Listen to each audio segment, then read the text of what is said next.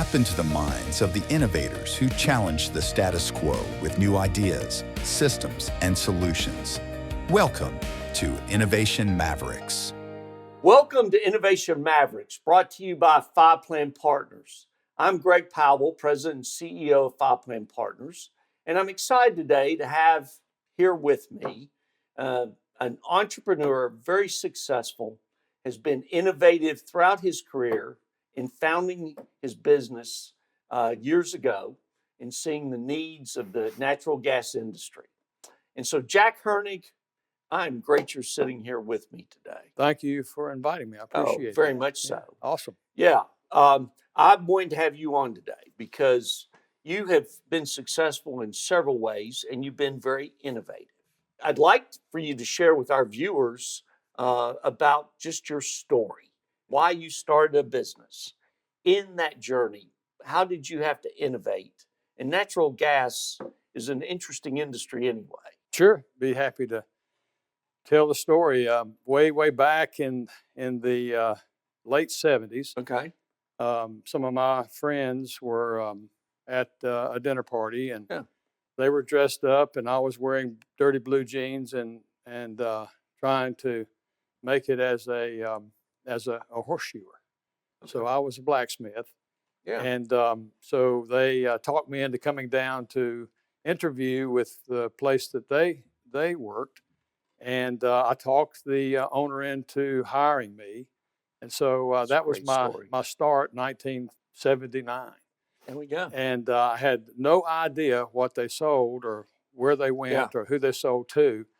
But they were in the industrial industry and had some work over in natural gas. And so I began to talk with customers at that time, and thought I began to understand the natural gas industry. And so I worked for that company for a number of years. Yeah. Moved to Alabama, and then after a few years here, I decided that I would go out on my own. And so what motivated you to do that? Well, I had married Jan, my wife. Yes. Great lady. Yeah, thank you.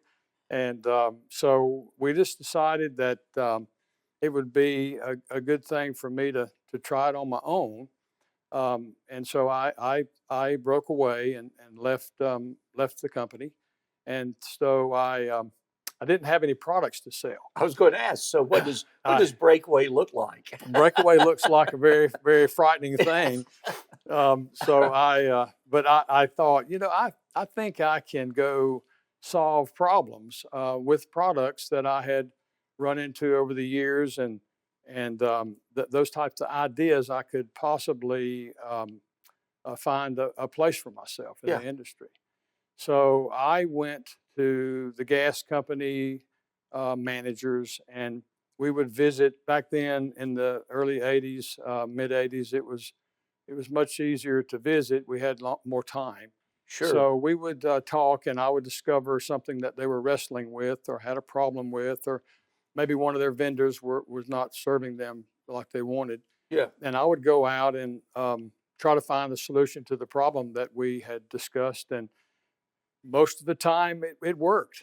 So you listened.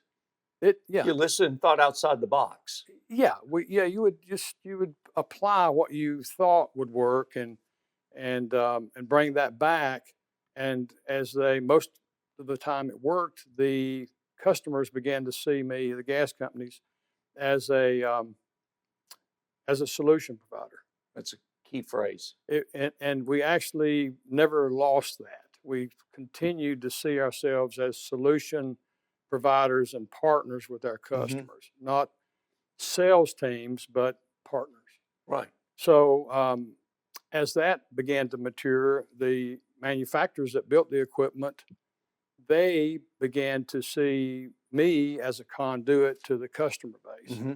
And things just started working out for both sides. The customers trusted me, and the manufacturers used me as a conduit to that group, and we began to get contracts. I didn't have a contract when I first started the company. All I had was a dream. Yeah. And I just didn't know that failure was a possibility. That's a great statement. And you had to be passionate about it too, right? Or Well, yeah. you're not going to give up. Not going to give up. You just keep going. I started with a short vision. I didn't have a vision for 50 years. Mm-hmm. I had a vision for Friday. So I tried to make it to Friday. If I could make it to Is Friday, there a family involved in there? You got to make had money, money there, and I Sure. could go. I could go get busy again on Monday. Yeah, sure. Well, and I'll commend you on this because being the economic nerd that I am, 1979, that's the beginning of double-digit interest rates in this country. It was tough. We bought a house at Yeah. the double-digit interest rates. Right. Sure. Didn't blink an eye. Just went right on Right. in there, and then just made it. Yeah. But you started a business in that environment. Yeah, sure did. Yeah. Sure did. We actually did not try to go the typical route with a lot of capital. I had this was another thing that people said you must have been out of your mind. I had a credit card and I had what was left on a 90-day note to at the bank to refurbish our home, and that was all of my capital investment in the business. Wow. So obviously, making it to Friday and then trying to get the bank paid off at the end of that was important. Sure. Yeah. And you had to be innovative in your marketing too. I mean, how did you obviously had connections as you transitioned, but then you had to start reaching out to people. Had a phone that was tethered to the wall with a cord, and so I called people and talked with them, told them about what we. How our vision was, how we were solution providers, and Right. and slowly got opportunities to sell equipment. My first major contract occurred in the late '80s, and it was with a company out of Salt Lake City. Yeah. And I had talked that person into listening to me at a meeting, and he had agreed to allow me to have the state of Alabama's contracted area. That's so great. It was awesome. And then so I went to the meeting to make the deal, and he had changed his mind. So heartbroken, and phone call to my wife Right. in the pay booth where you put a quarter in. And she said, it'll work out. We'll pray about it and promise you God's got a plan for you. So he did have a plan. Matter of fact, I walked back in and I asked them to allow me to buy and resell the equipment, and I would sell it at the price that they recommended. As a manufacturer, they have recommended prices. And that's innovation. I needed a small amount of money, and I did that. And I also said, if you would do this, I will not go anywhere that your sales team that already had the area is going and are successful. And so I already knew that they weren't successful at all in my state. So it was kind of I stacked the deck a little bit, Yeah, but that's okay. It worked out great because we had a great product and we showed the customers what it could do. At that time in my career, I had to know how the equipment worked. I had to be able to put it into service and do everything hands-on to make it go. There was no team that came in and did it for you. No team. It was I had to do it all. Yeah. So it was it worked out great. And so you have to build a brand. And so working on the brand, which was solving problems and being a partner, was the brand that we were able to successfully create for ourselves. A lot of entrepreneurs don't fully understand that whole brand aspect of it. They have an idea and they say, I'm going to go for it. You want to elaborate any more on that brand? Greg, it wasn't that well thought out. Okay. Quite frankly. Right. No, see, I appreciate the honesty. The way I did it, I as things became successful, I kept pushing that button. So instead of doing things that the book says or things that others had done, which I tried, if they didn't work, I just didn't do those anymore. Sure. And if the blue button was making things operate, I kept pushing that blue button. So the personal time with customers, Right. the field time with the field people that are actually rebuilding equipment and making it work. Right. We found out that working from the and I don't want to say the ground up, because it's not the ground, it's actually the birthplace of ideas, which are the field people that actually are putting this equipment to work in the field, and they have to live with it 24/7. Management hopes that they pick people that are able to do that, and they do. Mostly successful in the natural gas industry we're in. It's very important to have very educated people in the field Right. turning wrenches. So that was my approach: was the field people that were technically expected to make equipment work up. So my sales approach is the field first. If they buy into the product, take it into engineering, they will always ask, where have you been before you came to me? And I could say to the field people that are endorsing this product, and it made everything work much easier. That's great. So you had a system, you had a process. Yeah. Yeah. And you built that. Yeah. Nobody taught you that. You Still built doing it today. I have no doubt. I have no doubt about that. Still doing it So today. I always walk away a better business person after you and I talk, just because I like the brainstorming and I like the way you have thought things through. Mhm. So in that journey, at what point did you go, okay, we're an established business now? Well, I don't know if I ever actually got there, Greg. I was always Well, I was, but that's a good thing. well, you think, Only the paranoid survive, right? well, in the beginning days, you make it to Friday, well, you want to keep making it to Friday, right. and Keep going. then you begin to you realize that you can't do it all yourself. Okay. When I was shoeing horses, that's what moved me. One of the things I left out earlier in our talk, shoeing horses, if you're nailing a horseshoe on a horse's foot, Yeah. then you get paid for that effort. But once you leave, the shoe falls off or it wears out or something happens, and unless you're nailing them on, you're not making any money. Yeah. So you have to expand yourself and your ideas. Right. So finding people to go to work for us was important, and finding talent. Yeah. So I tried to find people that were they were able to understand our industry, maybe had some experience there, but hire good people and get out of their way. Let them explore, and it's amazing how smart people become if you don't script them. You Right. let them learn how But to that's do difficult for a founder and entrepreneur to understand that at times. 'Cause Well, I'm a little lazy. You're see, sharing. so Well, yeah, okay, the well, that- laziness helped me because I but didn't you're want to have to sharing the work. vision. You're sharing the baby. You are. Yeah. Absolutely. We're trying to put together what it takes to really be successful, and to work from the field up to management, and it did work. So let me ask you this question, because I've seen situations where entrepreneurs start saying, okay, well, I'm having trouble with personnel and all these other things.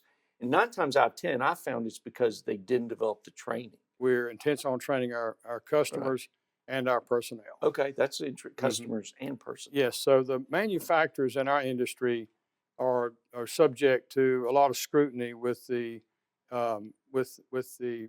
Public Service Commission and Right. the Department of Transportation and all Well, these regs. entities. Yes, all the entities that create the regulations for safety. Sure. Natural gas is an extremely safe product, and it's safe because of the way the industry's been built around safety Yeah. and education. So as the manufacturers wrote all of the operating and maintenance manuals, and built PowerPoints over time for Okay, that. sure. So we embraced all that and explained how that applies, so that the customer base and our employee base could understand how to apply the equipment safely. Yeah. And find applications that it actually works properly. Right. And our manufacturers that we have represented all these years have great training classes as well. Okay. So we would go to them. Right. Learn And so the that- way they liked it done. Yeah, and bring them into our facility as well. Right. So a real close relationship in natural gas industry, like a lot of industries, power and others, and we serve the power industry with our products. The industries are actually relatively small, Okay. so that you're able to really get an understanding of who's available, who is an opportune person to try to Right. attract that kind of thing. Yeah. Well, one reason we do these is because we fully believe in innovation, thinking outside the box, which you have definitely done. Never give up.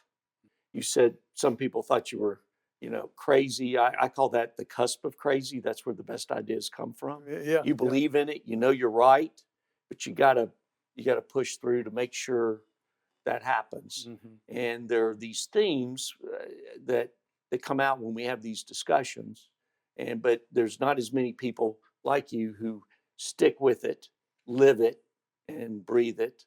Another reason I'm thrilled to know you is in that journey, you came to a point then that somebody said, "Hey, your your business is fantastic, and we'd like to maybe talk to you about buying in or being a part of that because that's an asset. It's something Yeah. you've worked hard for." Well, you worked with me, remember? I did, oh, very much so. We So were thrilled and honored to be introduced to you. it was awesome to have your team to work with me, and we were at a point where we came over. I came over with you guys, and actually we're discussing our son, heir apparent, Yeah, to take the business someday, yeah, and we were working on a plan. yeah, And in the middle of that plan, I had a company contact me and wanted to. They asked if I was interested in moving the business in their direction, and sure. I actually had to think about it a little while. I had my son in mind, and so to to to explain what happened next, Yeah, it's kind of yeah, different. I guess son yeah, children, they sure. the he was very he was very encouraging my son to really listen to what they had to offer. Yeah, that's huge. And A lot of family will not do that. well, a kind of a joking side thing. Some of my friends said, well, he wasn't really sure you had everything he needed in life, so he wanted to get a little more security. But that was not the case. He was not that way. Yeah, But he was interested in the what was best for us, for me. he's a he Awesome. is a fine son because I've been in other meetings where it didn't go that way. Well, yes, he did. It can go differently, and Yeah, he is still connected with our company, yeah, and rode the entire way. Once I decided to take a phone call and see what the company sure, had in mind, right, we began the journey, which yeah, was a 7 month yeah, period of diligence, sure, and worked through all of the details of the yeah, finances and what they yeah, offered and what we offered, yeah, and worked it out, made a deal, and it's been a great thing to happen yeah. for me and my family. Yeah, You, you've done it great, and I appreciate you sharing that because I didn't want to disclose anything, didn't want to talk any things about the buyout, but what I did want to talk about for it being a family business, yeah. there's a whole emotional psychology Mhm. just in making all those changes. There is, something that I started and owned it for over 35 Yeah, years. right. Um, has our family namesake stuck to it, Yeah, and so I wrestled with that. It was my creation, and but it's a thing. yeah, It's a thing. It's not a person. And so with the firm that we talked with, they offered opportunities for all of the people that worked for us that I felt like was something that would be the next layer that I may not be able to offer as I began to age. And they offered a great place for me yeah. to stay and That's my son and all the employees, and yeah, kept and us that's very working. It important. was very important. Very, yeah. So we have situations where offers sound good, but the transition Hmm. is not that way. And so, yeah, we, again, another reason we're a democratized family office is working because there's a lot of moving parts. Mm-hmm. And there's also the coordination with the CPA or the corporate attorney, all of that, Yep. Yep. So, but I thought you did it, beautifully, and the way everything turned out. And part of that's, I will say this, I'm big on that saying leadership matters, and your leadership and the way you did that to make sure everybody was taken care of and generous, but also what does the future look like? It was very impressive, and we thoroughly enjoyed working with you on it. So, and we're glad to see you celebrating life too.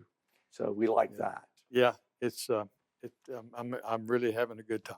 Yeah, that's good. Well, once again, we've sat down and talked, and I'm better for it, and I thank you for that. And I'm thrilled that we got to share with our viewers some of these things. I'm sure we're going to get emails and phone calls saying, "Hey, that got me to thinking," or inspirational. Is there any additional facts or a aha moment or something that you would just say to anybody as they start a business, as they're in the middle of that? What would you, in any additional advice you would give? Explore your dreams. Okay. Explore your dreams. Go after it. Go get it. Yeah. If you have something that you really want to do, go after it. I'm a little bit gun shy of hobbies as a great way to make income. So sometimes hobby that looks like I want to do this as a real income piece, and it's my favorite hobby I'd love to do, sometimes it can turn into a lot of work. Right. And your hobby and fun goes away. Sure. So as long as it's something that you really have innovative ideas on that looks great, go after it. Give it a try. Well, thank you. I can't thank you enough. Yeah, enjoy it. Folks, we hope this has been very beneficial to you. I've thoroughly enjoyed having Jack here, and I think you now know why I wanted to interview him on Innovation Mavericks. We hope that you go forward and take these ideas and implement them, or just one statement we made inspired you.